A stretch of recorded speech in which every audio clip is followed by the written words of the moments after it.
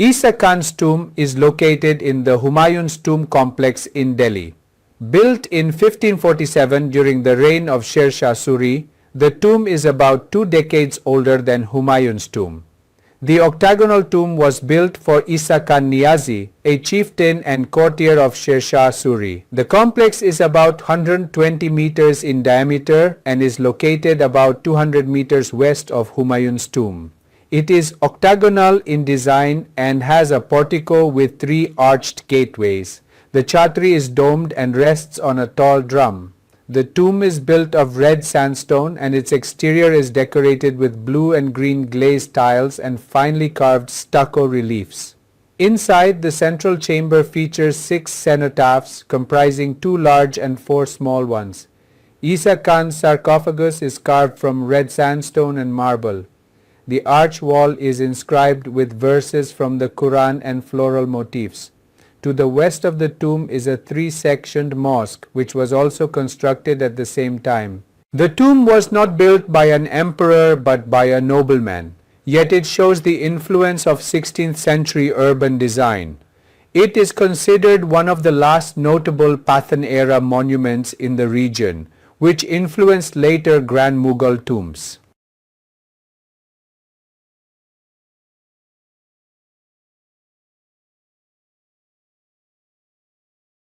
ईसा खान का मकबरा दिल्ली में हुमायूं के मकबरे परिसर में स्थित है। शेर शाह सूरी के शासनकाल के दौरान 1543 में निर्मित यह मकबरा हुमायूं के मकबरे से लगभग 2 दशक पुराना है। यह अष्टकोणीय मकबरा शेर शाह सूरी के सरदार और दरबारी ईसा खान नियाजी के लिए बनवाया गया था। यह परिसर लगभग 120 मीटर व्यास का है और हुमायूं के मकबरे से लगभग 200 मीटर पश्चिम में स्थित है। यह अष्टकोणीय डिजाइन का है और इसमें 3 मेहराबदार प्रवेश द्वारों वाला एक बरामदा है। छतरी गुंबददार है और एक ऊंचे ढोल पर टिकी है। यह मकबरा लाल बलुआ पत्थर से बना है और इसके बाहरी भाग को नीले और हरे रंग की चमकदार टाइलों और बारीक नक्काशीदार प्लास्टर की नक्काशी से सजाया गया है। अंदर केंद्रीय कक्ष में 6 समाधि स्थल हैं, जिनमें 2 बड़े और 4 छोटे हैं। ईसा खान का ताबूत लाल बलुआ पत्थर और संगमरमर से तराशा गया है। मेहराबदार दीवार पर कुरान की आयतें और पुष्प आकृतियां अंकित हैं। मकबरे के पश्चिम में एक 3 खंडों वाली मस्जिद है, जिसका निर्माण भी उसी समय हुआ था। यह मकबरा किसी सम्राट द्वारा नहीं बल्कि एक कुलीन व्यक्ति द्वारा बनवाया गया था।